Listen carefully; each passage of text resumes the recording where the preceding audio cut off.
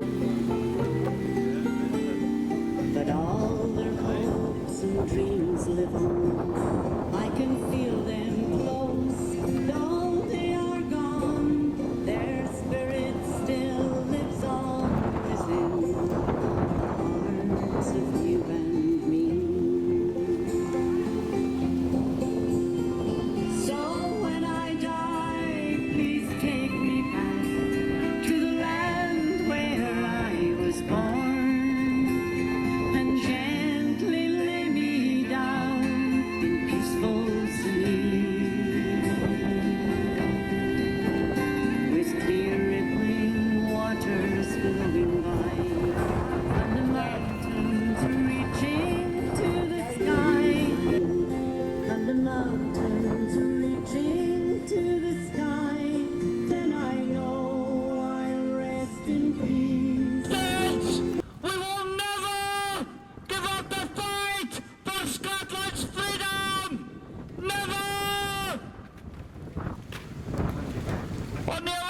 September 1297, William Wallace and Andrew de Murray defeated the English at the Battle of Stirling Brig. The English were led by the Earl of Surrey.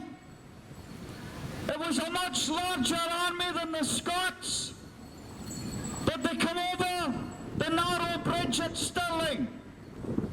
Wallace and Murray waited until they started going across the bridge and gave the shout to attack. Wallace and Murray's forces attacked the English on Stirling Brig. In confusion, the head of the English army, the knights at the head of the army, tried to go back, and lots of the English knights fell into the river. The Scots had a devastating win at Stirling Brig on the 11th of September 1297. After that battle, a document was sent to Lubeck in Germany to let people know that Scotland was free again, and the ports of Scotland were open again for business.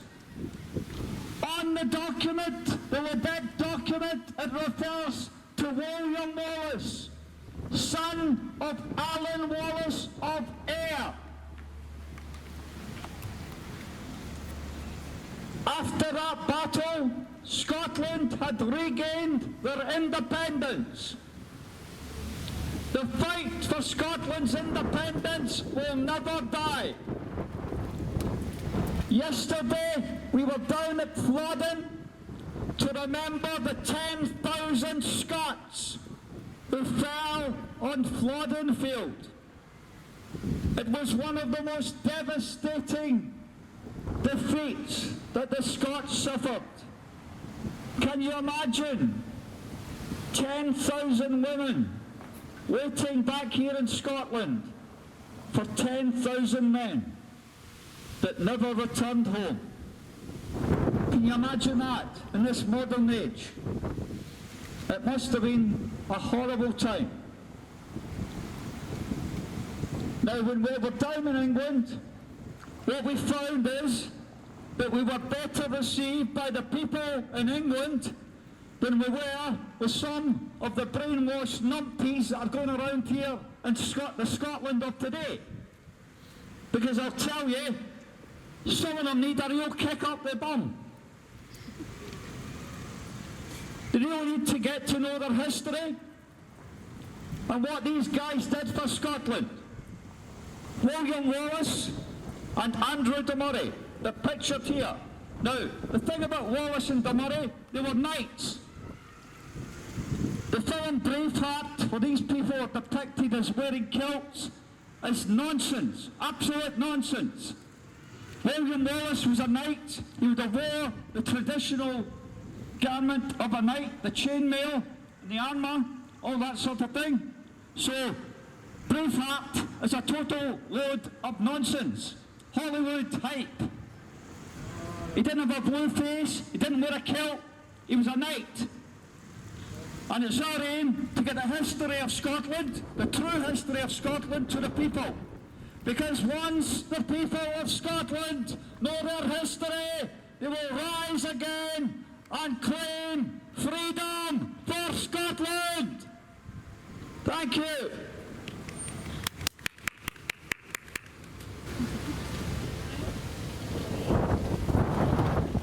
Good afternoon, Stirling. Feskerma Astrulich. We're here today because it's the anniversary of the Battle of Stirling Brig, which was one of the most major battles which was fought during the Wars of Independence for Scotland. Scotland's King, Alexander III, had died in an accident on his horse, which meant the Kingdom of Scotland was left without an absolutely definite heir. And what they did was they invited King Edward I to come in and be an arbitrator. So when he arrived, he became an arbitrator, but one part of his terms and conditions were that he wanted to take over Stirling Castle and many of the castles in Scotland. So Stirling Castle itself was actually taken over by Edward I during the Wars of Independence.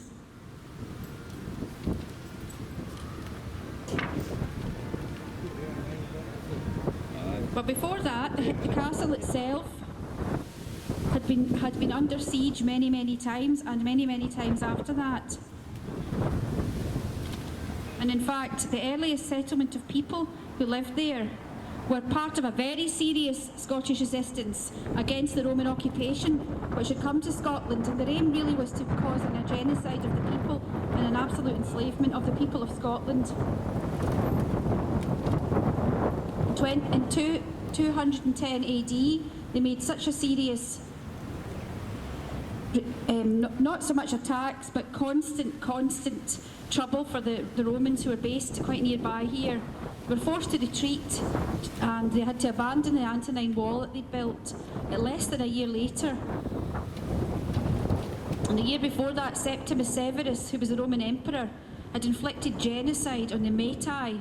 That were the people who lived here in Stirling. And at the top of the castle there, that was a dune, which is a hill fort, and all the other areas around, which you can see in high points, are also hill forts. And they would burn fire to show that there was a signal as a problem. And these people had lived here for hundreds and hundreds of years. And they believed that Septimus believed that the people were belligerent because they wouldn't kowtow to what he was trying to achieve, which was basically subservience and servitude to the people who lived here. It's not on the phone, right? On the phone when we go on Facebook.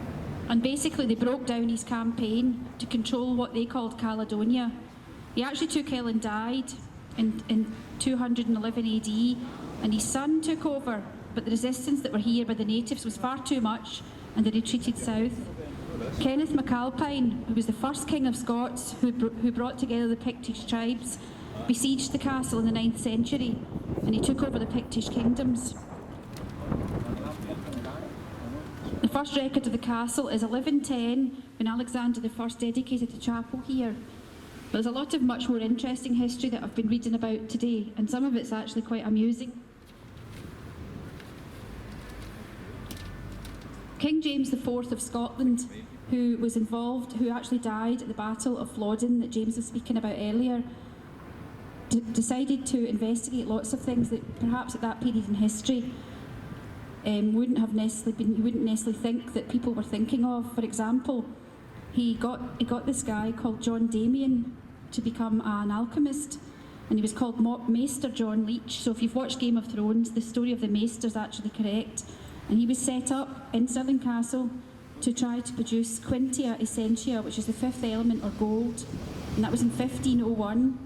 And while he was there, he was a great fan of Leonardo da Vinci, and he tried to fly off the battlements in Stirling Castle based on some drawings he'd seen of Leonardo da Vinci. And basically what he did was he made some wood, and in the drawing it said that he should have feathers.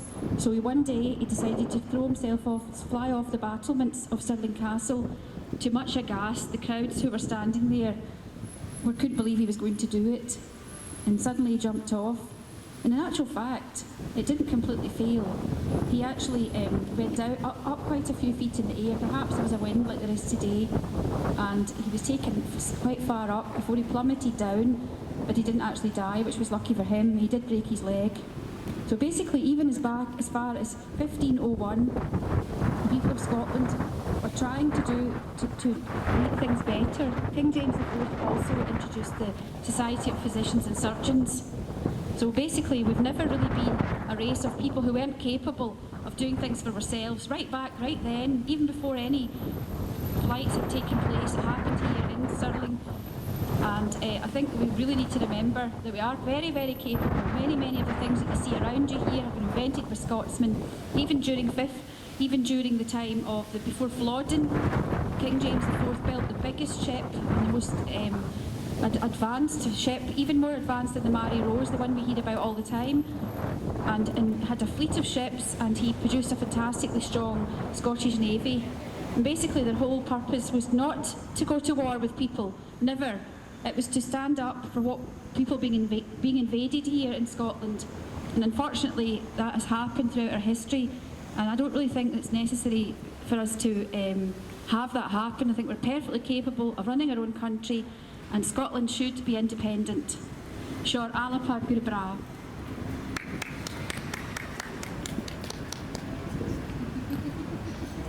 Well, thanks very much for that, Gwen. Now, this area here, the Mercat Cross, back in 1706 and 1707, there were riots all around this area because of the Act of Union. 99% of the population of Scotland were against the Act of Union of 1707, when Scotland was absorbed and lost the freedom that they had held for some 500 years previously. Never forget that. Scots never voted for this union, and it's brought nothing but misery and death to our people over many centuries. We had people killed at Culloden. We had people cleared out the Highlands. They used their soldiers as frontline troops in every one of their imperial wars. It's time that the people learned their history and got to realise that we must escape this very, very unjust union. Now, back in 1932, Wendy Wood, who was co-founder of the National Party that became the Scottish National Party. Wendy Wood was also the creator of the Scottish Patriots. And back in 1932, at the annual Bannockburn rally, Wendy Wood marched up to Stirling Castle and removed the Union Jack and replaced it with a large line rampant.